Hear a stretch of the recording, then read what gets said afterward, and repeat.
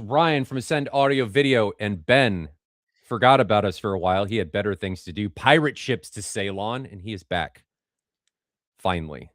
We were both on vacation. I was supposed to be in the Bahamas. Then a dog ate a sock, and that didn't happen. So family went to Bahamas. They had fun. I mean, I enjoyed being by myself, but it was, I'd rather be in the Bahamas. Ben got to go on a pirate ship. A replica of a pirate ship. You what? I'm not even sure if the British public agree it's a pirate ship. Oh. I mean, he was knighted. The Queen was perfectly happy with all the treasure he was plundering. But let's be honest, he was a pirate. So you're saying it was actually part of the Royal Navy and that was just normal Royal Navy stuff? Before the Royal Navy existed. So he would have been a privateer. Oh, I see how you're trying to walk that line and push that away. Like, oh, no, we're not pirates. Oh, no, he was a pirate. Let's be fair. Okay. He was a state-funded pirate. State-funded pirate. Okay. The Spanish definitely agree he is a pirate. Well, let's jump right into this. This one is going to be a room by a gentleman that lives here in Kansas City, Kevin. It is Ascendo LG97. There's some cool stuff. It's kind of a unique room because it's in an adjacent room to a kitchen. But let's talk about the story. I'm going to show you what the room looks like. Yeah, let's just jump into that. So here we go. This is what the room looks like. I'm just kidding. It doesn't look like that. It looks like this. So there's a lot going on in this room, right? Lots of stuff in a very small space. But let's get through the story. Dad finished working on a basement himself where we built home theaters. This was in 1995. That's where that all started. And it started with this 52-inch Hitachi. And it used a AIWA system in a box with Pro Logic receiver, VHS, good old VHS, and a 10-inch sub. 2006, that was changed. Still using the 52-inch Hitachi, went to a Yamaha. I think it's this stack at that point in 2006 with some Polk R50s. Do I have that picture? I don't think that picture exists unless it's this picture. No, they're Iowas. No, they're both Iowas. Okay, so we don't. Oh, yeah, it's this picture. You can see the Polks there. CS1, Iowa rears, Iowa sub. 2013, old rear projection TV converted, had issues. They switched to an LCD, which I think is this. I think that's what they switched to. And that was in 2013. And then in 2014, he moved into an apartment with his wife, and they went to a Samsung 60. This is not in said apartment. This is in their house, but I think it's this TV, that Samsung 60 Plasma. Still using the Polk speakers, the Iowa sub. So not much has changed there. 2015, nothing really changed. 2017, they changed to a Roku. 2019, same sub, went to nothing changed in 2019. They did do a ultra short throw in the bedroom, which is this. So this is what it looks like now. Started here. This is where it is now, which I actually think is I don't mind that concept of an ultra short throw in the bedroom. Can I be contrarian? TVs in the bedroom? Come on. We're Americans, man. Come on. Bedrooms are for sleeping. There's screens everywhere. My wife, when I first met her, she had to have the TV on to go to sleep. It drove me nuts. I'm perfectly happy falling asleep on the sofa to the TV, but come on. Yeah, TVs in bedrooms, guys. It's very normal in the US. I've put loads there. When I did full home integration, I put loads there. Hey, I've got a cinema to put in a bedroom in not that far future. It's just not for me. Not for you? Yeah, I'd rather not have a TV in a living space, in a living room, personally. But my wife wants that. I'd rather have it in like a different, like the main living room as you enter the house. I don't want a TV there. But my wife is going to win that war anyway. Took down the home theater for the first time ever. So in 2020, they actually took it down. And then in 21, they went back. So this is what it looked like in 21. Polk reserves. So R700, L400, R200, R900. And then 22 was very similar. And then the big change happened in, which is where we're going to talk here. This is where we're going to live. So this is Ascendo The12s, Ascendo The10s on the ceiling, RTJ 18 subs, Marantz AV 10, Marantz AMP 10, Nvidia Shield, GIK Acoustics for all of the panels, thick rug, and a NAS. So I mean, you say big change. Let's be honest. In these 31 years, it hasn't changed much. There have been something like this is an incredible history of 31 years from, like, how many people in the 90s had a 52-inch screen? That's a decent size. Maybe they were more common in the US, but rear projection screens in the UK were not common. They weren't a thing. No. I mean, my uncle had a 50-inch, it may have been 52, it was 50-ish rear projection that, I spellbound every time I saw it in the 90s. Just, Yeah. Nobody had those over here. I mean, a TV like this in the that's a big TV in the 90s. Yeah. That is an enormous. If you saw that in somebody's basement in the 90s, you were like, oh my God. Right. That's like being at a commercial cinema with something that large. I think we had something very similar to this in the late 90s, not this early, in the later 90s, earlier 2000s. We had something 52-inch. What was that thing?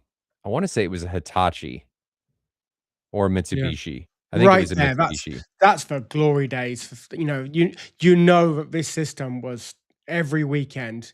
VHX from Blockbuster, 52-inch. This was the place to hang out for sure. Yeah, unfortunately, during my time growing up, I had no idea how any of it worked. So I was always, if it didn't work, I was pushing buttons, probably making it worse. But it was great when it worked. We had, what speakers did we have? We had Bose, the Acoustimass with the angled little box speakers, which for a kid, I thought they were amazing. I mean, I couldn't complain about them at all. So not the greatest now, but then there weren't as many choices as there are now. No. So I love this journey. We'll focus more on the most recent changes in the current setup. I love this journey. I love that this shows a love for hanging out with people, building systems that are there to be used. Like none of these rooms have been made to be technically perfect, to be the prettiest systems possibly in the world, right? But they've been made to be used, to be enjoyed, to spend time with friends and family watching movies, and that follows through all of these rooms. Like all these changes we've seen in this 30-year window, every one of them's just there to be used. So I love this story of moving from a rear projection and some Iowa hi-fi right through to, let's be honest, it's no small investment where we're at now. It's big screen full Ascendo. It's not full Ascendo because it's not Ascendo subs. I mean, it's Ascendos for all the main speakers.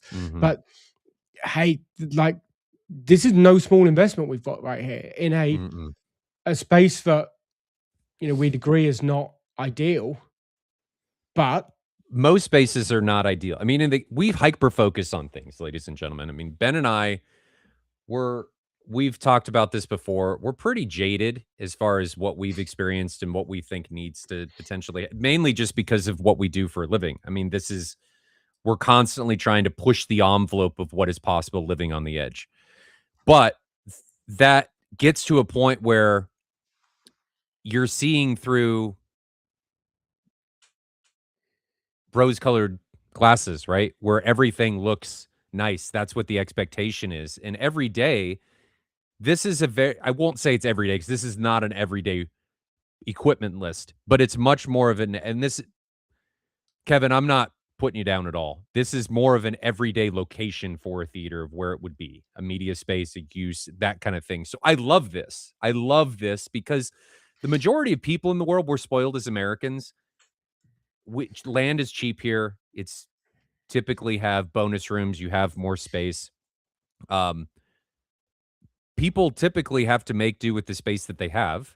And this, I think, is a great example of that, and it's very near field, which I don't think is necessarily bad, as long as it's configured as such. And we'll talk about some of the nitty gritties, what we think is going on. But I actually really like this. I Yeah. like that it's different. I like that it's not a dedicated theater. Um, it's a departure from what we normally talk about. I like it. I, yeah. Any before we dive into this, any first impressions? No, I mean, there's beyond. You've read a lot of the equipment. When we get down to the information that we were given, um, for positives and negatives, Hmm. um, the very first point, negatives. It's part of a house and falls under wife approval factor. Let's just be clear. If anyone's partner has approved this, then this You're partner is a already winning in right. life. This partner is a keeper. If I Hmm. try doing this with like, there's no way in my living room, in an open plan living room. My wife met me, and I already had a big system. Like my wife and I were at university together, and I had a big system when we met, right? Relative to what I have now. But so she knew what she was signing up for. But let's be honest, she would not let me do that in an open plan space. Yeah. So, if this falls under wife approval, then this is a great partner. So that's So straight before we up. dive into this, this is what Kevin thinks the positives and negatives of his system are. It's part of the house and falls under the wife approval factor. I think you're already winning there, as Ben said. I mean, this being right off the kitchen, great. Right next to the kitchen with all wood floors. Yes, I could see that as a negative. I mean, it's asymmetrical. Room echoes are real, even with treatment. Understand that. Speakers are very close. Side speakers too close if you sit on the couch sides. I can sometimes hear the fridge and dishwasher, so the noise floor is not great. TV is a bit too high. I can't lower it because the center channel will be too low when I recline. I think I might have a solution for that. Ascendo speakers really benefit from wall boundaries, but half my room doesn't. So the asymmetricalness of having some with a bound reinforcement and others being open air is problematic. No easy way to add acoustic treatment because the room is asymmetrical. Positives. The shake on the floor, because this is a suspended floor. This is a second story. He loves that. It's a floating floor. TV virtual visual quality is incredible. I mean, he's sitting 6 feet from a 96-inch OLED. So probably awesome. Couch Correct. is super comfy. I love that you're making decisions on what you find comfortable instead of what you think should be there. Love the couch. Great family space where my wife can watch the kids who use the theater more than I do. I like that it's a family space, that your family actually utilizes it. Dedicated gaming PC, so he uses this a lot for gaming. Wife never complains from watching anime and rarely complains from watching movies. Worst offenders are ones with a lot of constant bass, submarines, and loud gunshots. I think he's talking about the Mission Impossible where the sub was Yeah, rolling. I sure. think that's what That's he's talking deep. about. All right. So, first impressions out of the way. Kevin's thoughts, negatives and positives out of the way. Let's dive into this. So, where do you want to start here? I think I've got my notes on where we typically start. We haven't done this in a while, so I'm But kind of all yeah, over the place. so let's look at the seating position very first, I think, because in Wait, this room, that's yeah, really room key. layout is first. Let's talk about the room layout. So, talk about the seating position. What are your thoughts there? Can I'm we going to get switch that? over to, Can we I'm get a bringing it up. photo? There we go. So, right, first things, in terms of immersion, this sofa is bang in the middle of this room. I say bang in the middle. I don't know that it's on a halfway point, but it's in the room and You're it's going to be surrounded. close. Yeah, it's in the room and it's surrounded. So in a lot of these rooms, we see there are challenges because to make the partner approval work, the Hmm. sofa is hard up against the back wall. And in a normal living space, I totally Pretty understand why that typical. happens. Hmm. That's for most people, space is a luxury, and having that space in front of you to walk in front of the sofa and to walk around the room. From an AV perspective, if I'm doing a dedicated room, why would I waste all that space? Why would I put the Hmm. sofa at the back and just have free space doing nothing, getting the best audio? Here, we're in the middle, right? So we are surrounded. So I love the envelopment that's been achieved here. We're not worrying about how do we lay out overheads with a sofa that doesn't work with 4 or 2 or 6 You know overhead what this positions. makes me think of? It makes me feel like a mixing studio. Right. Like you're just surrounded by everything. Take the Dolby graphic and just sit yourself in the middle of it. And Yeah. that's what this makes me feel like, which I I like. mean, I think it's the awesome. last Dolby Atmos enabled studio I worked in is probably a pretty similar size. If this was enclosed, so if that was walled off, maybe a little wider and a little shorter. The last one I worked in, it was probably a bit narrower and a bit longer. But this isn't. It's not a dissimilar size and shape No. to And post-production if you put a I've been wall in. there, this wouldn't be a I mean, you'd have to make sure it wasn't a square. But Sure. as long as you work around the limitations, which being near field and that effectively being set up for one person, I don't hate it. So that also completely, like this seating system completely changes the relationship to the video.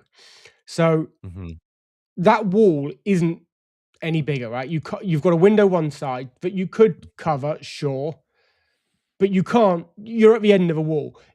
Nobody's going to be hanging a TV 2-3 feet overhanging that wall, right? There is a limit to what is going to get partner approval. So that realistically is the biggest screen you're going to get there. So we're just not shy of only 100 that, inches. but I don't know that left channel would fit if the TV was moved over there. Absolutely. So, okay, you could go to a big projection screen, right? It means that you've now got to make the room dark. There's a lot of windows. There's going to be light coming in from the kitchen. And in this room, a direct view display is the correct choice all day long. Yes. Because of the fact of what it's being talked about. It's being used for anime. It's being used for 4:3 content where OLED black levels are going to just mask that down beautifully. People are going to be wanting to use the kitchen while others are watching programs. And it is going to be daytime viewing. So this is a direct view decision all day long, right? So that we can just not worry about projection here, right? It's just not the right choice. So the screen is as big as it's going to get. We're at just shy of 100 inches. So here's the challenge of that, right? I like to be pushing up high 50s, low 60-degree horizontal viewing angle. Well, how close have you got to sit to a 100-inch OLED to get that? It's probably right about there. 6 feet away. If he is exactly 6 feet away, I might get about 61-degree angle to that screen. Yeah. So people think this is egregious. It's really not. Right. I mean, this is where I'm actually above this. So I like this. Now, my only part that I don't it's not that I don't like. It's just a caveat that I want to make sure that people understand. And we've talked about this before when we've talked about screen sizes. Your brain is not fooled when you sit closer to a small display. Your brain knows how big that display is. Yes. And this is why when you go into an IMAX theater and the screen is actually enormous, you get a huge sense of scale. If I sit right in front of this screen, my brain's going to go, yeah, I still know how big this is. I'm just sitting closer to it. So it is not, in my opinion, a replacement for a larger display, like sitting further back from a bigger display. But to get the viewing angle, I think this is appropriate. And I think Kevin did it right, where he has made the decision to sit in the middle of the room. He has made the decision to sit close to the display. And he's kind of made this room about the experience of one person, understanding that the other people that are around it are going to suffer with speakers being too close and things like that, that he's just made it about that one seat. And I think this is a great theater for that one seat. It's a mixing studio. I'm going to keep calling it that. It is a mixing studio. Yeah, I mean, it's a mixing studio that does seat, I think that's a 3-seat sofa. He acknowledged himself in the negatives that if you are sat on the side seats, you're very close to the side surrounds. And that is physics. There's nothing that you can do if you're trying to get this level of immersion in a room this size that will ever make those side surrounds get magically further away. And the physics of the inverse square law, as we approach closer and closer to a speaker, the impact it has goes up exponentially. So absolutely, it's a physical constraint. Now, I don't know if he is, but there are things you can do about this. You know, I've talked a lot before about a project I have with 3 seats, that we have presets to make it better for 2 people. So although you can't fix the left-right speaker problem for 3, if someone sits in the center and someone sits to one side, you could definitely make a weighted preset that just lowers the level to the side they've sat, raise it up a little bit on the other side, and you're making an offset presentation of surround to give a slight, like that could be at the slight detriment to middle, but to a much bigger improvement and experience for the person. You're making it a 2-seat theater instead of a 3 and kind of putting the middle seat in between those 2. You're making it a lesser of 2 evils. Absolutely. Yeah, and just to make it so that, you know, my real concern with rooms where those side surrounds get really close is that the person who has this real passion, the hobbyist, takes that middle seat, which means they put partner or child or guest to the side where the performance is compromised by that locality. So anything you can do to make this experience beneficial to the other person you're enjoying it with means they're going to spend more time enjoying it with you. Yeah. I think share the love. If you're the enthusiast, you get to do, this is just a word of advice. And I'm not saying Kevin doesn't do this. I'm sure he does. If you're the enthusiast, let the people have the special seat. Let them have the hot seat. You sit somewhere else. You get to experience it all the time. I get just as, if not more, enjoyment watching somebody else enjoy the space. Yeah, for sure. Right? Because if they're enjoying it, that makes me feel like, you know what? I did a pretty good job. And that's what it's all about. Seeing that smile come on, that kind of thing. I love that. One thing that I think you can do to kind of mitigate that hot spotting and kind of increase the envelopment and surround feeling, make sure you don't have a super narrow dispersion speaker if you're going to be sitting right next to it. Spreading that energy out and allowing the utilization of reflections can help in making it feel like you're not just getting shot in the side of the face with energy coming from that speaker. You're still going to have issues with it not being even from seating position, but it can help pretty dramatically in the experience level in that theater from you being able to localize and feel like you're being hot spotted in the actual use. These speakers are probably right on the fringes of that. Would you agree? They're not a huge dispersion speaker, these coaxials from Ascendo, but they're not the narrowest either. Do you want to jump into, we've kind of already gone through room layout, design, video. We'll talk about acoustics later. Do you want to talk about measurements and how these speakers are, what they're actually doing?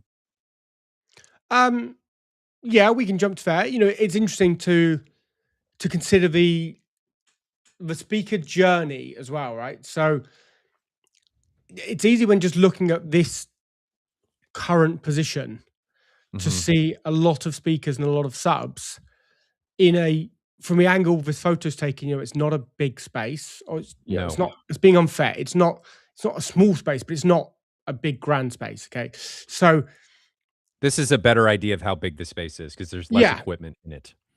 And I think this is interesting because for many people with these speakers, now I don't know the Polk range too much. Remind me which ones we're looking at. Are these this is the first range of Polk he had. Then he bought. I believe these are the first range. Yes. Okay. So these are the S series, the signatures.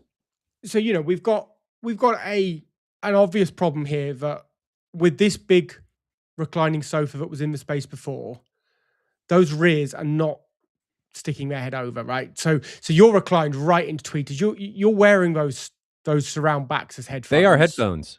Yeah. But for many people, you would look at this and think that's plenty of speaker for that size room. There's one sub in that far corner. You've got a decent pair of floor standing towers. You've got speakers right behind. You know, the bookshelves to surrounds are not small. you'll think I get know the where you're going with asymmetry this. that he's aware of. It's rear ported, so one side that is ported to a wall, the other side it's open. That's going to give some imbalance, but that would have been a rational, normal stopping place for many families. You know, when you enjoy this, but you're not a dedicated Mhm. enthusiast that wants to really Well, push the it. the rational stopping place if you're doing surround would be to not have the rears in this image. Sure. You would not use the rears in this. My argument for this is it may seem cluttered. This is better. Not just performance-wise, but when you get closer to a speaker, like you're talking about a near field experience, you need more to get that surround. The sound doesn't have time to spread out, so your ability to locate and localize is more pinpointed. And as you get closer and closer and closer, I would put up the argument more is better. The more you can put in that bubble going around, I think the better that experience is going to be because you can actually move objects and it's not localizing as much to that one channel. I Yeah, think I that's would where you were definitely going. still rather take this as a 7.1 than a 5. You know, that's Yes. that's the question that's been asked. You know, could you do it as a 5 and almost bridge that gap between where you've got the current surrounds now and rears? I prefer it this way. I think Mhm.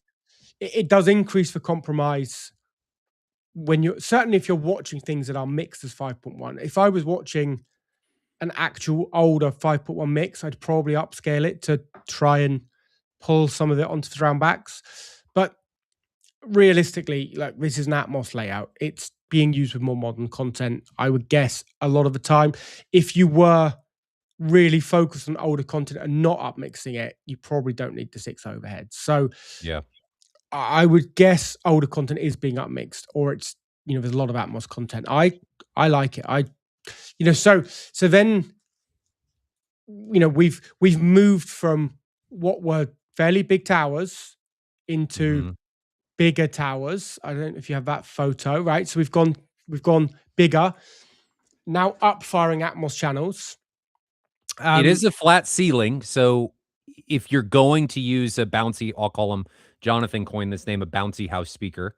yeah, It's ideal, but just think about this way. For these rear Atmos speakers, if you take the angle of where that speaker is and it's firing, it's gonna come up here, it's gonna bounce off the ceiling, and then it's gonna come down in front of the listening position. So your rear sure.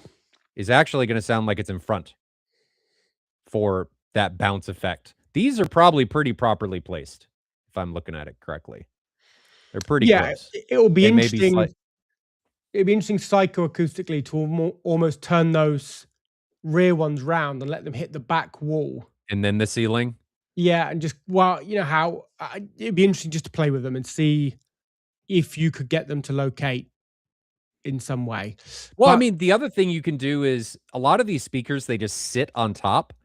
Put a little shim here, yeah, right? Shim this so that it's not as much of an angle and play with this angle. Break out the protractor, baby. Use a laser, fire it, and if you got a flat ceiling, see where that reflection lies. It doesn't have to be complicated. If you can hide that, you could hide that using some fabric, or maybe it even doesn't look bad when you're shim it a little bit. Um, you can make huge strides for very cheap, if not free. right. Do not And think that you buying equipment is always a solution for fixing issues like this. sure. And so it's interesting to consider this point of a journey where we're at now cost wise. So from the prior Polks to here, he Mhm. says was a $7,000 upgrade. So we're still not in huge sums of money here.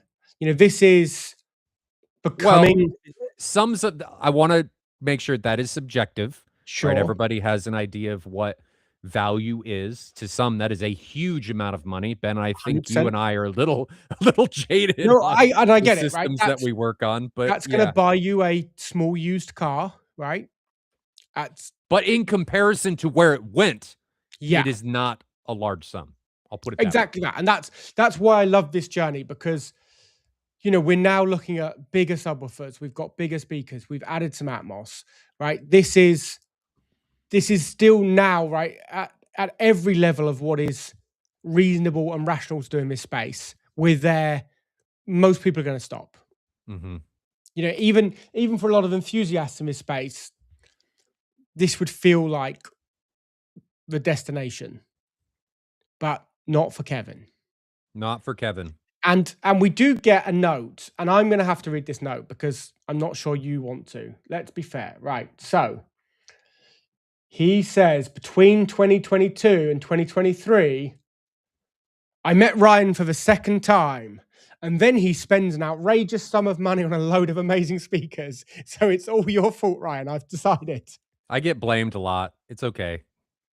But at least I'm doing the drugs along with you guys. I'm not sitting here and being like, I'm selling. Man, I am just as addicted to this stuff. Ben is just as addicted to this stuff. Peter is just as addicted to this stuff. Jonathan's just as addicted to this stuff as all of you are. We're doing the lines off the back of the toilet seat along with you. All right. So true. We are equally guilty of spending our own funds on these things. Sure. Before we move on to something else, Willie actually asks it's not Willie, it's Ember DH asks a question. And this comes up because I think of the Atmos speakers that are sitting here. Describe the difference in immersion between height channels and top channels.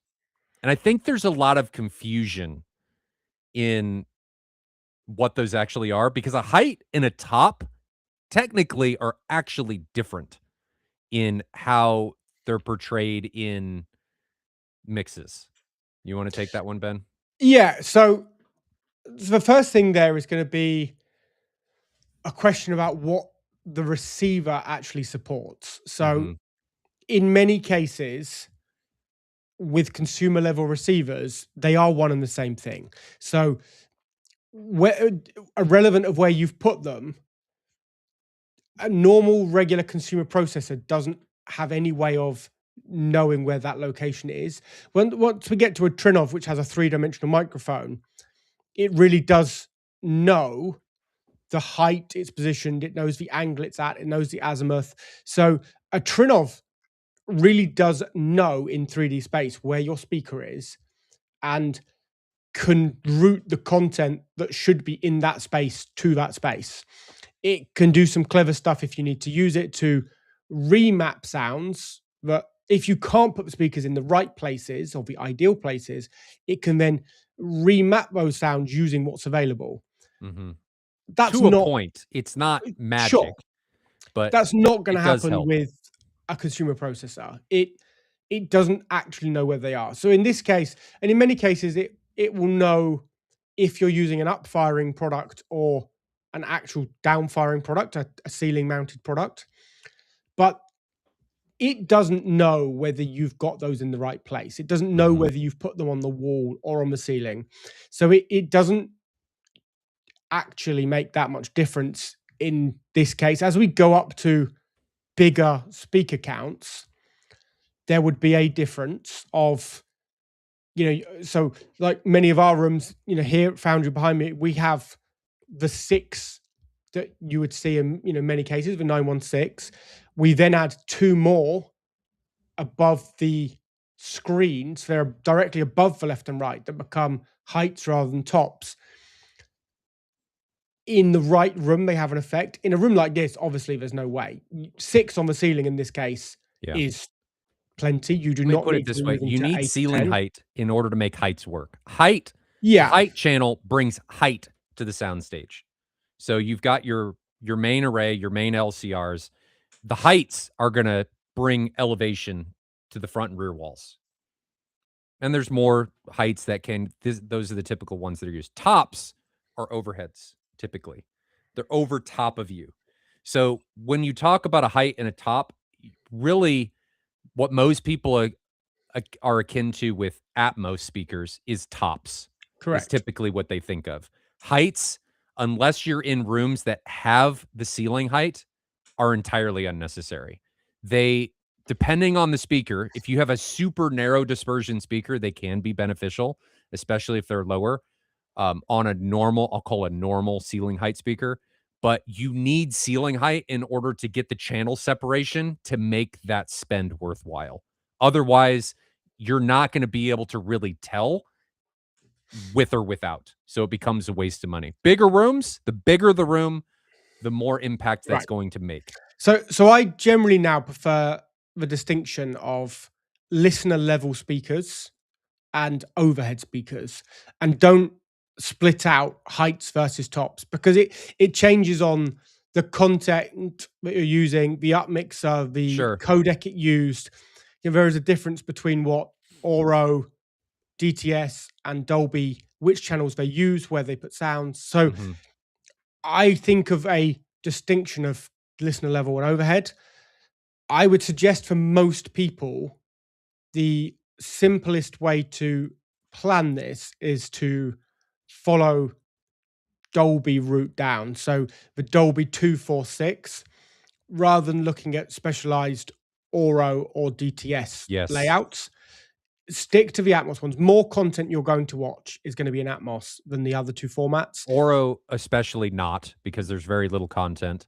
And DTS can work pretty well with Atmos layouts. Yeah.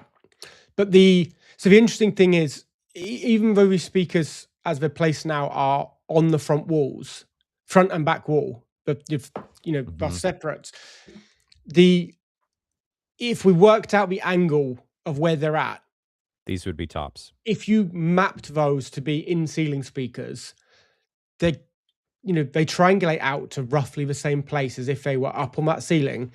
This just gives them more space and flexibility. You wouldn't want to put a in-ceiling speaker right on that room boundary, because the interaction with the wall would not be as ideal. I mean, really, you want to try and avoid using in-ceiling speakers as much as possible for your top and height channels. Sure. I like using the nomenclature top and height because it gives people an idea of where that speaker is actually located, not necessarily how it's going to interact with the decoder. Yeah. So in this case, they are wall mounted, not ceiling mounted, but because of the angle of them, we have to remember these are wedge speakers by Ascendo. It's not that clear to see. You can slightly in the middle ones, but this speaker has a 30-degree angle to its baffle. So those middle pair that look like they have some angle on them, actually it's a lot more angle than it looks. Because do you have those up? Are you able to bring those up? Yeah, if you share my screen, I will quickly jump to them, because actually turns out I didn't have them. Speakers. Failure. I had the other ones up, the 12s. So these are 10 passive wedges. So same print. Yeah, these are 10s. There is a 12 Pro in this line. There's not a normal 12. No. So if I remember correctly, Kevin originally wanted to do 12s everywhere, but Ascendo does not make a 12 wedge 30. They make a 12 Pro wedge 30, but that's another level above. Yeah, a significant level up. But so what is the things that you can notice here is specifically this bracket. This bracket. Kevin's not using that bracket, but just keep that in mind. But as part of the design of the speaker, yes, this is designed to give you loads of flexibility about placement, how far it sits from a ceiling, the angle it sits, the rotation. So you've got the speaker is designed to be flexible. When you're looking for the same box volume, because box volume is important, right? If we just made this speaker a lot smaller, it will behave differently. Yes. So the rear of this speaker is giving us the box volume. It's not as much as if it was square, but it's decent, right? It's a decent size speaker. By having this 30-degree angle, you're not taking a big rectangular box and now having to angle the whole thing 30 degrees, which would make these much more bulky on the walls. If you look at Kevin's 12s he has got, if we jump back to the view of the room quickly, Ryan, if you imagine taking the 12s, these big rectangles, relatively big to the 10s, they're still not huge speakers, but they're relatively big. If we wanted to get this same amount of angle in the middle, that speaker would be a lot bigger in place because of not having angled baffle, we'd need to... And it's gonna jut off the wall quite a bit more. I mean, if you compare it to the top speakers here, think about having a 12 normal passive, it would extend all the way down to here to get more or less the same angle. So you're losing a lot more headroom. This design compromise, or it's not, I mean, it kind of is, change allows for you to get the angles you want without the loss of space, providing a lot more flexibility. Yeah, so I'm a big fan. I use wedge speakers now. Like in most Ascendo rooms we do. Oh, hold on, didn't mean to. No.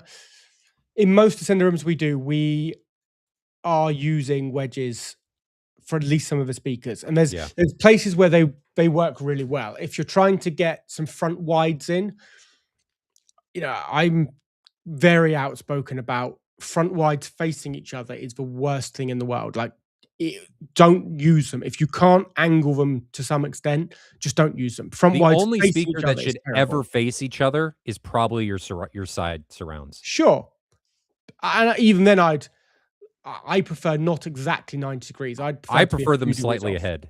Yeah, I generally go a few degrees behind, but I try not to be exactly on 90, a couple of degrees out. But that's sort of irrelevant. The front wides facing each other is terrible. But if you put one of these on a wall, so you could put it flat back to the wall now, you've got a 30-degree angle. It's going to put the good sound right in your region, even if it's not perfect. Like, it's not a problem if 30 degrees isn't perfect. You might really want 35, 40. You can't believe how much better 30 is than none.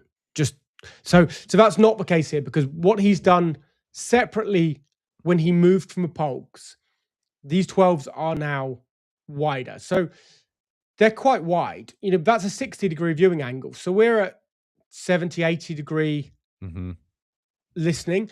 For music, there could be some compromise to stereo imaging. You are starting to get very wide. It is possible that stereo imaging could break down with if this isn't this tuned boundary really well. versus this boundary. It's going to get kind of weird. But I don't think Kevin listens to a lot of 2-channel. I think it's either multi-channel, music, or movies, which I think is fine. And from a sense of immersion, you know, they're not a million miles away from where front wides might live. If you had a bigger projection screen, front wides wouldn't be a huge amount further into the room. So they are doing a great job of bridging the gap from the center channel to that first round. You know, they're giving you this beautiful space that sounds can pan and move around you. As long as it's all well calibrated, I'm not concerned. Do you think he has another option in this? I mean, he could turn them vertical and get them closer to the TV, but then you have a potential boundary interaction here. Granted, he has boundary interactions everywhere that are different. Would you do it differently in this space? No, I prefer this to... I might have them vertical and slightly closer in. I don't know. I'd need to look at measurements, but what I wouldn't try and do is get them under the TV next to the center. If you had all three of them side by side, you'd completely destroy the separation. I much prefer them outside the telly than all three under it. I think on a really big screen, all three over it, under it, you know, we're seeing more people doing different designs to get around big direct view screens. But at this size, that's not the answer. So Kevin had mentioned that he wanted to lower the TV. I think this is a good time to talk about this. He wanted to lower the TV. Can you think of a way to be able to do that? My thought is lower the center channel and then put another center above it. And the benefit there is you're actually anchoring your image into the middle. Not ideal, but it does allow you to potentially lower it. Yeah, that's not for me.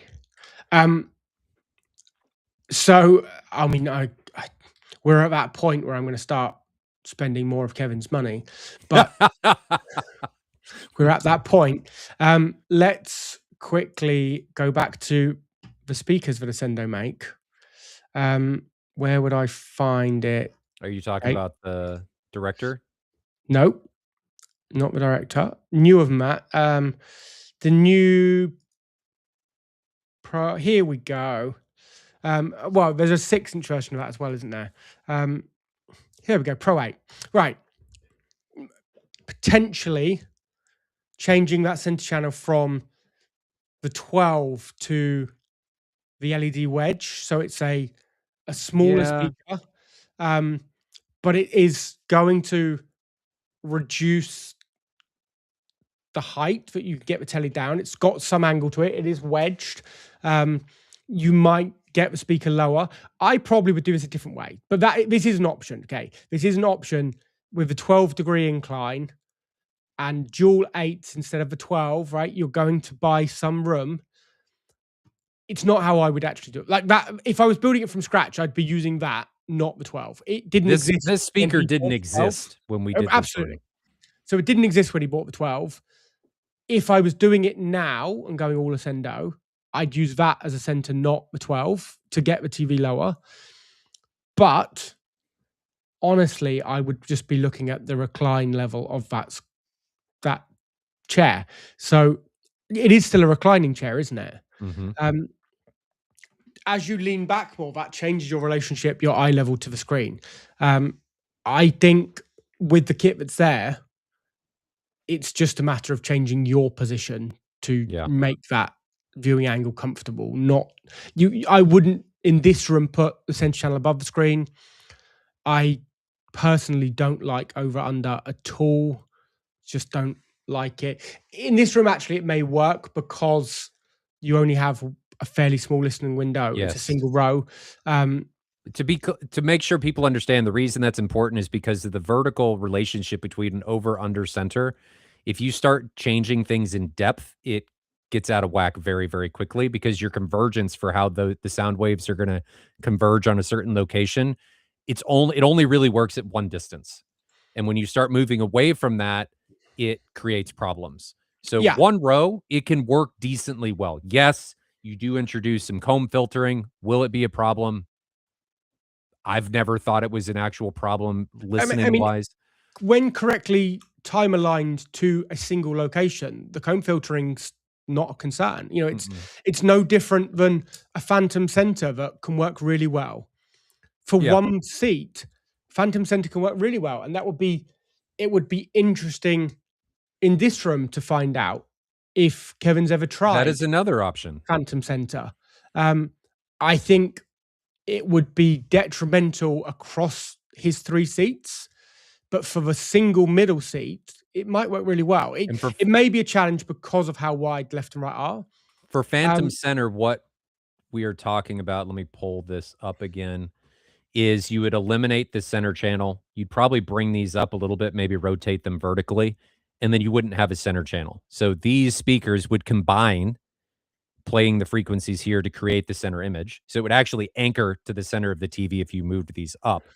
The problem then, instead of things not time aligning vertically, is they don't time align horizontally. And that's why the center is so important for multi-seat, is because it's a single emanating point. And so you don't have to deal with delay and alignment issues left and right. Whereas if you do a phantom center and you start deviating off the center, it becomes a problem because your distances are different and it doesn't work ideally. You can do it. It just is a compromise. Yeah. It's the same as listening to a 2-channel music presentation that has a really big, wide stereo image to it with the vocal pinned bang in the middle. Like when that vocal is straight down the middle and you've got a huge amount of space around it, from the middle seat, that behaves exactly as intended. As you start to move left and right, that image begins to collapse slightly.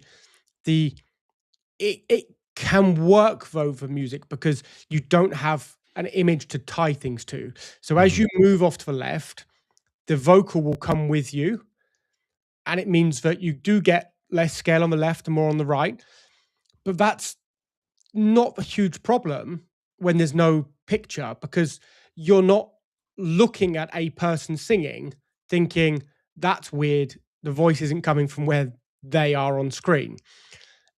That's why it's different for film and why that center channel is so important is you are looking at the dialogue on screen. You need to tie the image to it. You know, the ventriloquist effect is great, but it's only so good, and the less we can make our mind try and process things, the more natural it all becomes. So the closer the voice comes from where you're looking at the voice appearing from, just the more natural it feels. So Phantom can work really well. I avoid it beyond one seat. So I wouldn't do it here. I wouldn't do it here. I like what he's done. I'd solve these problems. I don't know what the center is sat on, whether it's sat on an amplifier and kit. You might be able to get that speaker a bit lower, but I would just be adjusting the angle of a backrest. Yeah. Any other talking points on the speakers? Definitely on the subs. Well, we'll get but do you want to talk about measurements or anything on the speakers? We good?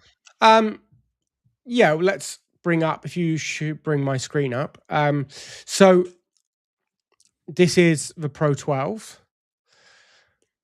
Again, this is a really important thing to understand, that speaker, if you look at it in isolation, doesn't look like it's the best performing speaker in the world. There is some deviation to it. We understand how to use a coaxial speaker and the things you can do in EQ, the things you can't do in EQ, the way the room interacts with a speaker. So nothing I see there concerns me at all, because I know how I'm going to deal with it. That wiggle up there is actually normal for any coaxial speaker, is an interaction between the tweeter and the woofer acting as a waveguide. So do not think that that is endemic of this specific speaker. This is totally normal for a coaxial, and you can actually get rid of this by changing the toe angle. So the key thing is, hey, this is at 1 meter, a 2.83 volt input signal. We are riding way up in the 90s for this SPL, touching up towards 100, where the port tuning frequency is going to be. This isn't a speaker that's designed to play really low. So we have to remember that just because it's a 12-inch woofer, loads of people have got subwoofers that are 12s or smaller, and they're digging down, 30, 40 hertz. That's not what this is designed for. It's designed for effortless, high SPL without big distortion. So just because it's a 12 doesn't mean it's designed to play super low. This isn't a problem. We're not looking at this in any way concerned, because it does what it does for a reason, on purpose. It's been designed to suit its role. The dispersion on this speaker is well behaved, as we'd expect from a coaxial speaker. Where is the... Okay. So the key thing is that our listening window is smoother than the actual on axis. So that's fine. We know what the overall average of what is being delivered to the listening window is a nicer response. But where there are some undulations, they track perfectly. So all of these undulations that track where the early reflections and the sound power follow the same shape as the direct sound means we can EQ this in the room. So once we've got the contribution of the speaker with the reflections in the room, any EQ we apply in this region, from kind of 1,000 to 3,000 or 4,000, any of the EQ that's done here is going to improve that sound for everyone. It's not a concern that we are fixing something in one seat that has a negative effect in another. And if these lines were deviating in different directions and not tracking, that could easily be the case. So this big on-axis dip, you see it doesn't exist in the listening window. It doesn't exist in sound power or early reflections. It just isn't a concern, right? That's just a quirk of coaxials, not a concern at all. So the interesting thing is how much power we've got for this room. Where is the given sensitivity figure for these? 1 second. Have I gone the wrong way? What page? It's like 97.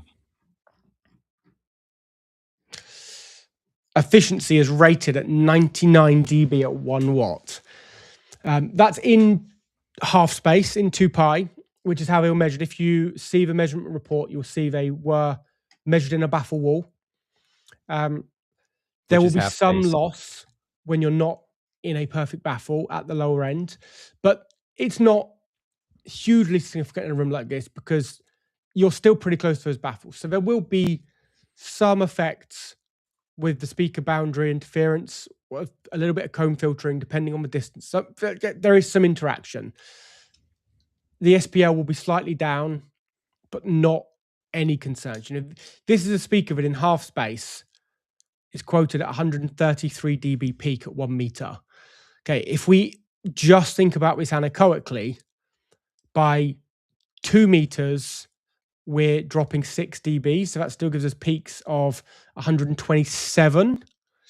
He's only sitting about 2 meters, right, from these speakers. Mm-hmm. So the headroom here is endless.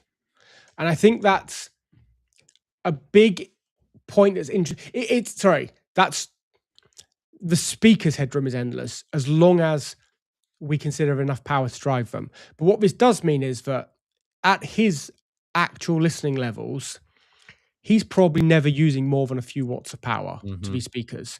So not only is the speaker mechanically endless in the power that it can handle, he's giving his amplifiers a seriously easy ride because they're just not having to do much to get to the levels he'll be listening at. You know, power handling 600 watts. He's probably routinely using 6. So these like the capability is there, and that's a wonderful thing. I love headroom. You know, we talk too much about cars, but you and I both appreciate sports cars with way more power than we need because it's fun. Love it. So I said when he made that Polk upgrade that it was a logical stopping place for most people. And that I stand by that. That room does not need these 12 in them, right? You've got headroom that you're not going to be using, or like you're not pushing these things to their limits. But the fact you've got it is what's going to make this room special. Headroom is such a wonderful thing that if you've got the option to have a bit more headroom than you need, you know, I envy you. I would actually argue that I think those Polks, depending on the volume level that you're trying to chase, and us Kansas City guys listen quite loudly, I don't think they have the headroom even to do something in this space without encountering distortion. No, well, let's just be honest here, right? So the signature S60s he had before. Can you zoom in on that, Ben? I will try. View, zoom in. Okay, so this is the Sound & Vision's test bench from the S60. Center channel sensitivity done at 88.5 dB. Isn't awful. 10 dB less than what we've It is, but looking at all speakers, that's pretty normal. Sure. It's a massive difference in the power that you need to deliver these things. I don't know what that Polk can actually take, what its handling is. It's rough. You would need roughly 4 times the power to equate what and it won't be able to take that power. That's the problem. So do we get just a regular on here what the power handling is? Is there a full set specs on page 3? And while Ben is looking for this, I want to make sure that it's clear that what we're talking about and the reason this is important is based on our experience with how I know Kevin listens, how a lot of people in Kansas City listen, how Ben listens, and that we're not saying that that low sensitivity is bad as long as you work with the speaker within its capability, and that is your expectation. But if you start pushing to needs and wants outside of what that tool can deliver, which the speaker is a tool, you might break it, or you're going to end up having a bad time using that speaker or tool. So they don't actually give the power handling in that review, but I'll find it. It's a soft dome tweeter. It's going to be quite low. Yeah, you say that, but I mean, PMC make a soft dome treater that will take your head off it in level. It's incredibly loud, so it's physically possible. But that PMC it's now archived, so I can't even find it. But essentially, for every dB that you're listening, it needs more power. Mike just said the reserve series he was using will do 115 dB in that space, but they require 250 watts to do it. I would. Oh, that was the reserve. That's the next model after he went from a Signature 60. The key thing is, just because they can doesn't mean they'll sound nice doing it. Yeah. And it's entirely possible that you can get a speaker that has passed the tests to deliver high SPL, but they don't sound pleasant doing it. I wouldn't want to push even what we've been talking about with the Ascendos or Perlissons or any of those high output speakers. I wouldn't want to push them to those limits either. I want them to be on cruise control. Yeah. When they're not pushing to the boundary of what is possible. So when you're making a decision, when you're buying a tool to accomplish a job, because that's what these speakers are, they're tools to accomplish a task. You don't want to be right at the ragged edge of what that tool is capable of. This should be, if you're building anything out of wood, you don't want to be having your tools right at the limit. That's not what you want. It's not safe. It's not going to be pleasant. It's not nice to use. Same thing here. Just because it can do it at 115, that is typically the measured edge of what is possible. And I try and stay away from that. I want my equipment to be cruising along, not trying, having a big block Chevy just loafing along on the highway, not a care in the world. So yeah, when we move up to the Reserve R700s, the upgrade he made, sensitivities was measured just shy of 89 dB at 1 meter. So the interesting thing of what this does to power, we can look at measurements of power amplifiers. We have some measurements here. I haven't reviewed these to see what we actually see, but do we see? Yeah, okay. So it's actually the Monolith is a good amp. Yeah, let me see if I can open this up and bring that in slightly bigger. So if we look at our distortion, it gets to just over 200 watts, and then the distortion ramps up just exponentially.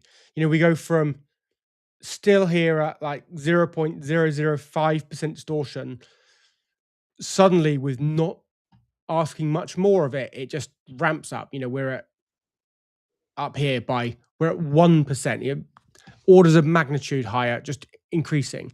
So my preference is to always stay 3 dB below what an amplifier is, what the spec sheet says it can do, because this has been measured and it's great. If they are, I'm going to presume they class this as 200 watts per channel, do they? They do.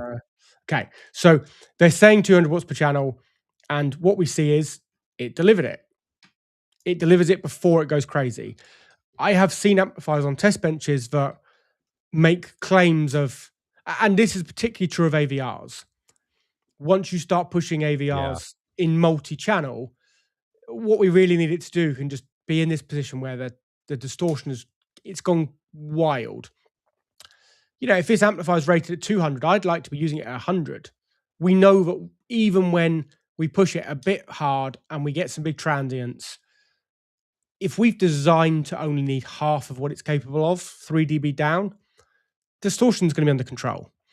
So you've got two choices. If you need those extra 3 dB, well, you need to buy a 400 watt amp instead of a 200, and then you need speakers that can take the 200 and have 200 reserve in the amp. Or the easiest thing is we just find speakers that are more sensitive. If we get 3 dB more sensitive speakers, and they can still take, you know, this 100 watts here, this 200 watt amp is having an easy ride, and we're getting the same output as if we were pushing it to its limit on a less sensitive speaker. Something that's not considered a lot here too is this is Gene taking these measurements, right? And they're probably in an open area, good airflow when these measurements are taken. If you shove these into a cabinet, these measurements can go right out the window because you're imparting more heat, and heat can and does drastically change the behavior of this and when things come in. I'm not saying it's going to, but it is definitely something to consider. So don't just think, oh, I'm going to shove this amp into a cabinet and all is going to be great. If you don't keep heat under control, and heat is the enemy of electronics, you're potentially going to have a bad time. Yes, you are. So just while we're talking about this, because I've got this open, I know this is not what you would use this amplifier for. A lot of people have a view on amplifiers that they'll just deliver what they deliver everywhere. You know, Ryan and I are both big fans of deep infrasonic output, and there is a reason you use amplifiers built for that purpose. You know, this is its 1 watt performance, and you will see it starts to roll off at 10,000 hertz. By 20,000 hertz, we are down less than half a dB, right? Quarter of a dB. Your ability to hear that is going to be near impossible at that. We're going to want a natural roll off in the room anyway. So, but I'm going after, I'm countering people that are going to say, oh, well, you can't hear that, man. The number of people that none of my friends can hear above 17,000 hertz. It's not happening. Kids can, but are you going to hear a half dB difference? It's just as part of an EQ where you're rolling it off. It's just irrelevant. At this other end, it's not, right? So by 10 hertz, this thing's only down. It's 1 not dB. irrelevant if you were using a speaker that plays down that low. If you decided you were going to use this to drive an infrasonic sub, yes, by 10 hertz, it's down 1 dB. But look at the shape, right? This hasn't been extended, but you can guarantee that's now going to fall off a cliff. Is that like a 40 That's just going to drop like a stone. Close. Yeah, we're seeing a 1 dB drop here over about 4 hertz there. I'd need to see it slightly extended to see exactly where it's going, but it's about to start rolling off rapidly. Yeah. By 6 hertz, it's going to be doing nothing. It's just going to have gone. So you wouldn't be using this to drive an infrasonic sub. I just wanted, because I had it, I just wanted to explain why when we do drive this is going to do great. Yeah, it's perfect. Great Look amp. how perfectly flat and linear through the whole range you're going to drive it. It's perfect for what it does. ATI makes, or did, I don't know if they still do, made this amplifier, the modules that are inside it, they made fantastic. Oh, is it ATI built? It is ATI. Okay, well, you can, to me, that explains why it does what it, what it does. Right? Yeah. It's built like a tank. Those things weigh a lot. It's a good amp. It was a good choice. Yes. ATI have manufactured for many companies, I believe. I don't have a list, but it's certainly a few. And just a few. Generally, they're all very well built. And I can't think of a poorly made ATI amplifier. No. So using this to drive the Ascendos, we're just going to keep it in such a low distortion range that it's going to be effortless. There's so much power. It's right. You know, I am more than happy with this amp. And there are definitely amplifier snobs who want to just spend loads of money on amps.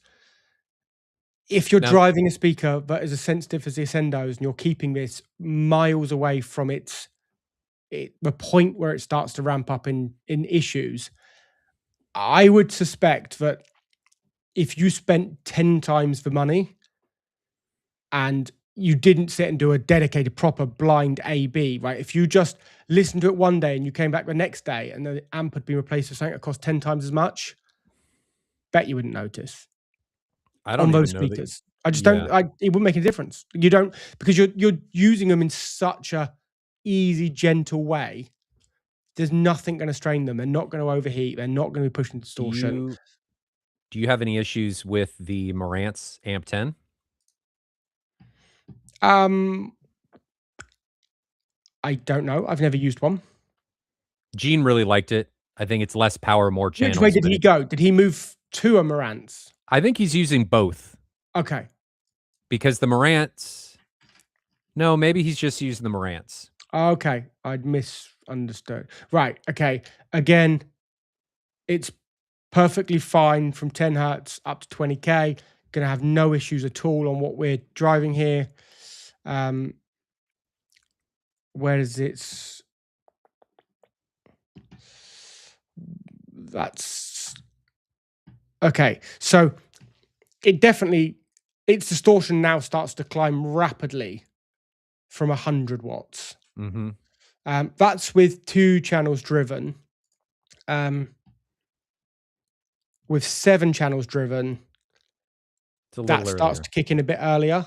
Which I don't think is a problem with the Ascendos because of the sensitivity and your proximity to them. You're gonna be in this range. You don't need that power in such a small space, in such close proximity. So the trade-off here, there's a question Kevin, mark about why channel 4 had a spike. I think Gene asked that. I think he asked that question. I don't remember. I'd have to reread the review, but your trade-off is more power per channel versus driving significantly more channels. You're spreading the power out over more channels because he's using one amplifier, which I think is driving all of his speakers in this room instead of the mono price, which was only doing 7. So for one box, this is a great amplifier putting out that much power per channel. Yeah, and the great thing being that it's not sagging. Like the power supply on this thing is great. So what they haven't done is put in an underrated power supply and make big claims. Oh, it can do 300 watts, 1 channel driven, right? This delivers what they are claiming. It delivers when you're running all channels driven. Like these lines are all very tight. It's pushing that same power into 7 channels, the same as it does into 2. And you can't ask much more of this because you're limited by wall power off a 15 amp circuit. It is limited by what it can draw. And that's why they're not asking more of it. If you wanted more, you're probably going to have to run more than one power supply, and you're going to have to change the internals and how everything's behaving, routing. And so we're limited by the wall. And they've pushed that, I think, to the limit. I like the AMP10. I think it's a great piece of kit. Anything on the AV10? I have no... it's perfectly suitable for this task. I have no concerns about that being used. I think it's a good choice. I think so too. Now, especially now that you can do direct out, bass control, normal direct. I think we should touch on this for a moment though, Ben, and that is that not all Dirac pieces of kit are the same. And this is important to note. Just because you get Dirac does not mean that it's the same as what's on another piece of kit that has Dirac. It's close. It's the same principle, but the internal structure, the number of taps, the implementation, all of that can differ. I'm not saying it's bad or better. I just want to make sure that people understand, do not buy based on the assumption that Dirac is Dirac. It is at a fundamental level, but how Dirac does the implementation is they effectively, it's like building a kit car. They give you the stuff, you got to put it together. Right. And how much you're supporting it, how it was actually implemented can vary from box to box. And I think then there is a discussion of your individual implementation of that same. You know, you could take the same AVR and put it in 10 people's rooms with 10 different speakers and 10 different acoustic challenges to fix, and you'll get a better or worse result. You could put it in the same room, and this is true for Odyssey. I'm going to talk about Odyssey for a second. The same room, measure 10 different times and get 10 different results. And I don't think this is untrue for really any auto EQ system. There is some sense of, I'm going to call it randomness. It's not, but things just being different. The other thing to take into consideration is not all microphones are the same. This is something that Jonathan has talked about a lot, in that there is a plus or minus, I think it was 3 dB on the microphones that came with the Odyssey, which meant if you were on the extremes, you could have a 6 dB difference from microphone to microphone. That is enormous. And that is why really nice measurement microphones get so expensive, because that deviation effectively vanishes. Yeah. And you are measuring consistently what's going on in the room. And if you're putting mics in arrays, they're all consistent from mic to mic. So just some caveats there. that usage, though. So here's my last point on this and the usage of this. So I have not always loved the end results from Dirac art, and I've heard it many times and thought it sounded terrible. I'll be honest. I've heard it in a few different rooms and really not liked what it does. And it depends how you use it. It sounded sure. Now, here's the thing. It depends how you use it and what you're trying to make it do. So whenever I've heard it in a 2-channel system, so you're listening to 2-channel content, right? So you're playing stereo, but you've got all the other speakers to support stereo. It can be, absolutely incredible. It can be transformative. Absolutely. It can be incredible. Where I think it struggles is if you use your main listener level speakers and your overheads, so not the subs, you start using your main speakers to support each other. I've seen people tick a box to start using mains to support subs. I mean, I want to poke these people in the eye while they're driving this thing, but these are people who should know better sometimes, that work for people involved in writing it. But the challenge becomes when you run out of this headroom. Yes, as soon as you where I was hoping you were going. Are asking a main speaker to start supporting other main speakers, or heaven forbid, just don't ever do it, asking mains to support subs, you need enough capability in that speaker and amplifier to play all the content that it needs to play at that time, and anything it's being asked to do in support. So that's like asking these speakers to support as opposed to asking these speakers to support. When we these talk about speakers, headroom. And this is where Ben is going with this, is people don't think about this. If a speaker is playing content and supporting, it's summing. Like, all of that is on top of each other. It's doing all of that at the same time. So you're asking more of it. You can rapidly run out of headroom, run out of amp, run out of all kinds of different things that you aren't necessarily thinking about. So I think what you're getting at is it's not necessarily Dirac's fault, though I would like them to put an addendum in that says, hey, this is something you need to think about. But it's something you need to think of for the total system to make sure that everything can work together to deliver the end result. And this is why you're saying... even your regular EQ, like how many AVRs by default, if you don't stop it in the auto EQ process, will allow boosts up to 6 dB? Most. That's not uncommon. Yeah. Right. On many speakers, you've designed it with no headroom. Like, you are trying to run everything you've got, all the amp power, all the power handling of the speakers to get to the listening level you want. If you just suddenly add 6 dB of EQ at any given frequency, you haven't got it. It's not there, right? Suddenly now you're into clipping, you're into huge problems. You see this a lot on forums and Facebook and all these other places. Oh, well, the speaker says it'll play to this level, and that's the level I'm going to play at. And they're not thinking about even the speaker by itself and how much distortion it's going to start imparting as you infringe on those limits. The limits of the amplifier, what EQ is doing on top of that. It would potentially be fine if all you were doing was cutting, but if you're also boosting, which doing a limited amount of in EQ is typically okay as long as you're not getting egregious with it. If you're not thinking about, again, the sum of the parts for the system, and you're instead thinking of everything on its own in a vacuum, you're leaving a lot of performance on the table, if not going backwards. So just that's actually not a little caveat. Those are some big things that I would encourage a lot of you to put into practice, is think about all of these, what you would traditionally think is little things, and realize that when you start putting them together, they start summing and they impact each other a lot more than people may think. I'd love to hear this from. I'd love to hear this from using art and not using art, and really get a sense of, with the headroom we've got, how effortless it is, how much I think art would do it really well in this room. To EQ this, to get the frequency response where we want. Like, you've got enough firepower with art here to potentially fix a load of problems. And I think it'd be really fun to hear. It's cool. All right. Last part of this topic, acoustics.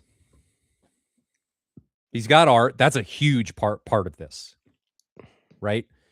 being able to manage the asymmetry of this room, close proximities, because I would think there's going to be some standing wave issues potentially in this space. Being able to neutralize this thing. All of his speakers and subs have. Well, you wanted to talk about the subs before we move on to acoustics. Yeah, I don't think we're going to spend a lot of time on acoustics. Right? It's all four corners. If this was a sealed square room, ideally not square, but if it's a sealed box, which it would be nearly square if we put a wall right here. Yeah. We're able to mitigate some of the issues. The issue of being on the center line of a room, vertically, like front to back and left to right. If you're in that dead center, you've got a first reflection concern. Sorry, not first reflection, a first room mode problem in two directions. Dead center of that room is a problem. But 4 subs can help mitigate that by using the corners. That can work. Here we've got that layout, but in an asymmetrical room. So it will be interesting to see how they're summing and what they're doing modally to give you some of this fix, because that layout is a proven, like the academic research for Harman research, Todd Welty's work proves that this is a great option, 4 corners. Yep. That work doesn't extend to how well this would work in an open plan, open concept room. So it'll be really interesting. But do we have enough output? Right? There's 4 decent subs. If you go back to some of these previous iterations of this room, we were hugely undersubbed. So this is 2 PC2000s. Here we're doing okay. Before this, right, oh, that's the bedroom. So, yeah, okay, maybe it wasn't so bad. Oh, yeah, here, right? This is vastly undersubbed. But a lot of people are going to think that this is okay. And to a lot of people that equate subs with just shake, that's probably going to be an okay impression.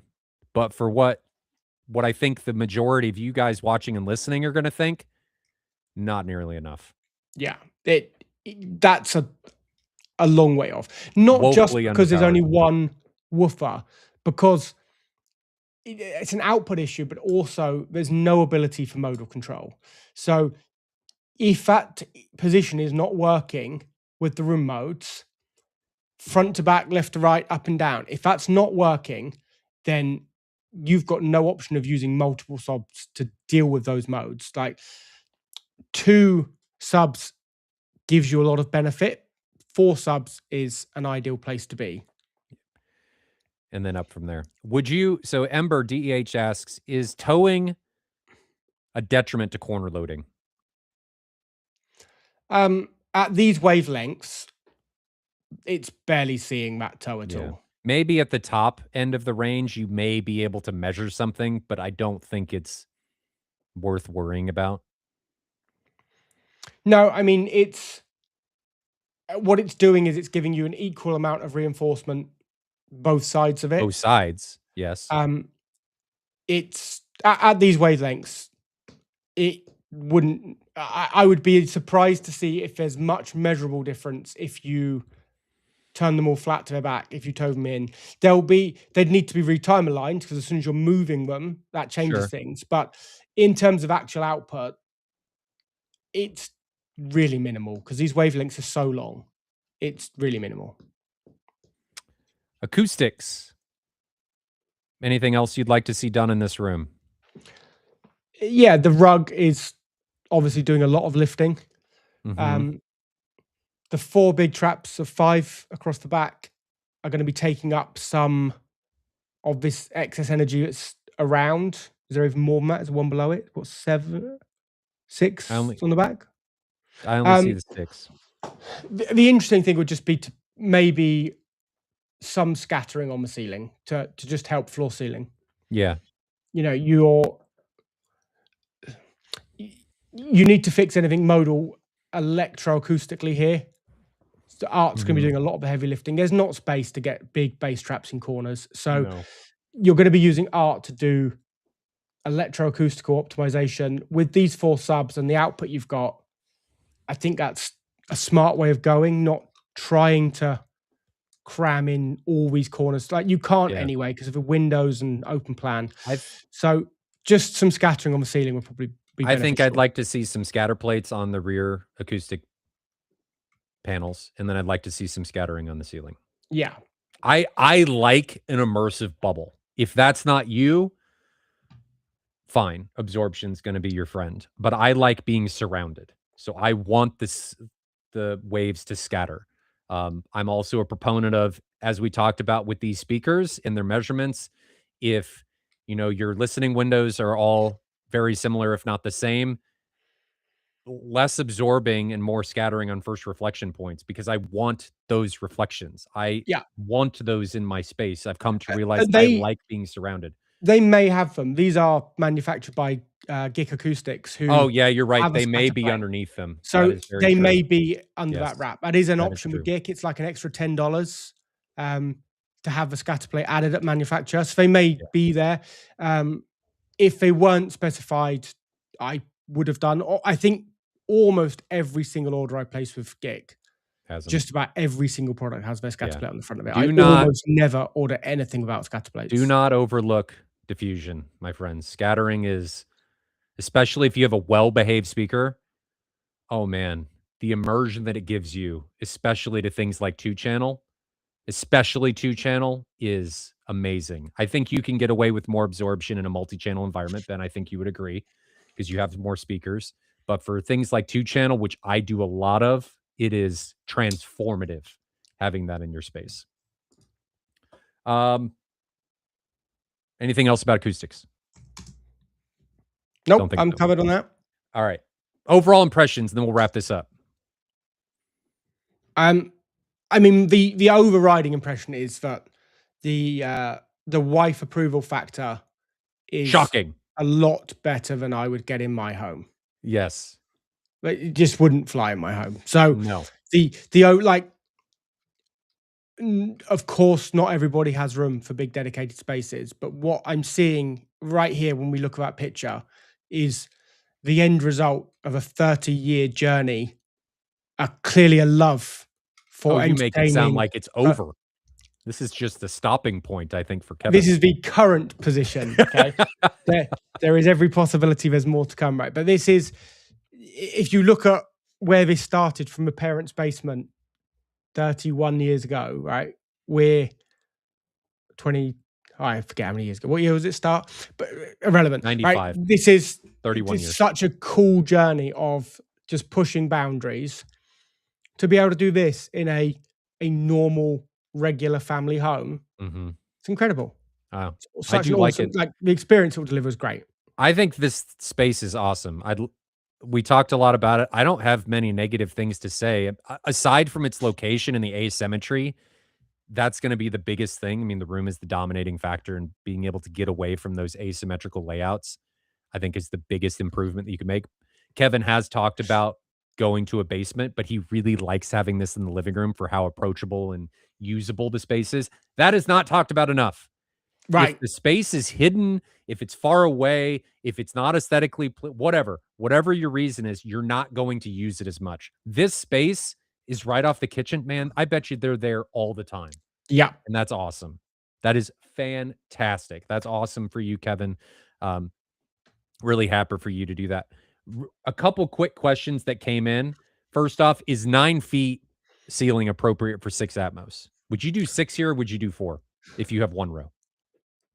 Are we talking about this particular room, or is that a general question? It's a general question. Okay. So generally that works out 2.74 meters. I have to convert this into human, not bald eagles. Right. I've seen that work for 6 plenty of times. The ceiling height wouldn't be my main judge of whether 4 or 6 was the right choice. It would be the size of the listening area, so the length and width of the listening area. For a single row of seating, I might suggest 4 is fine. But once we move into 2 rows, I'm almost always going to suggest 6. Yeah. So it depends on but that height, it's not an immediate red flag to me. I think you can make that with a single row. The height is not an issue. Yeah. Couple more questions. Where did that go? Prince Dorama, with in-wall speakers, does it make a huge difference if you don't use back boxes? So definitely check with the manufacturer. Yes, it comes down to the design. Yeah, some of them have been designed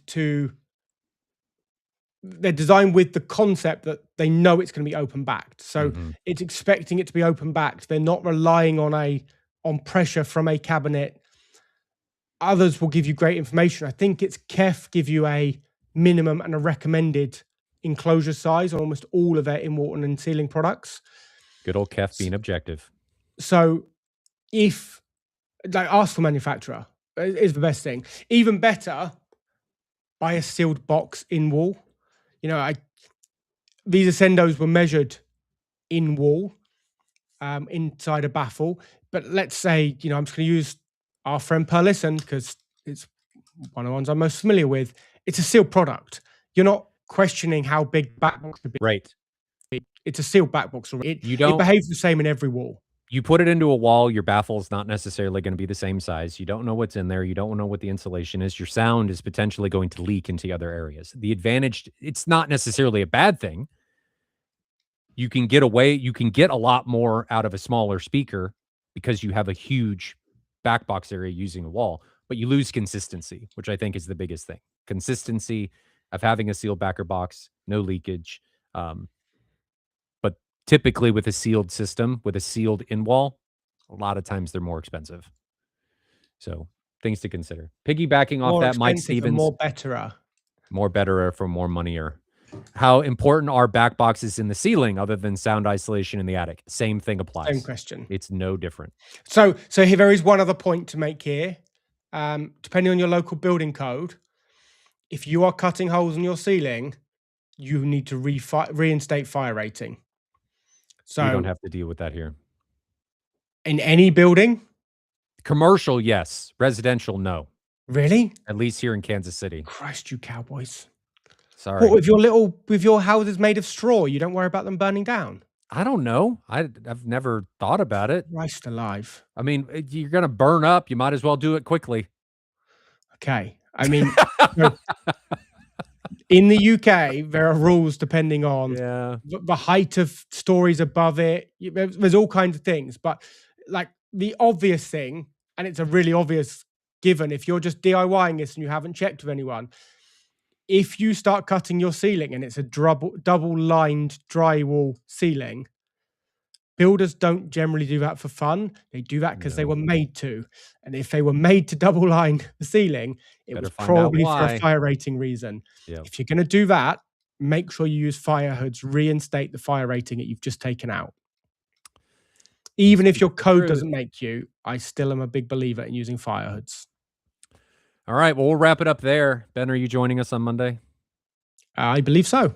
Okay, Ben will be back on Monday. He wasn't going to join us today. He was just going to be off gallivanting to his own thing, but he decided he was going to grace us with his beautiful face.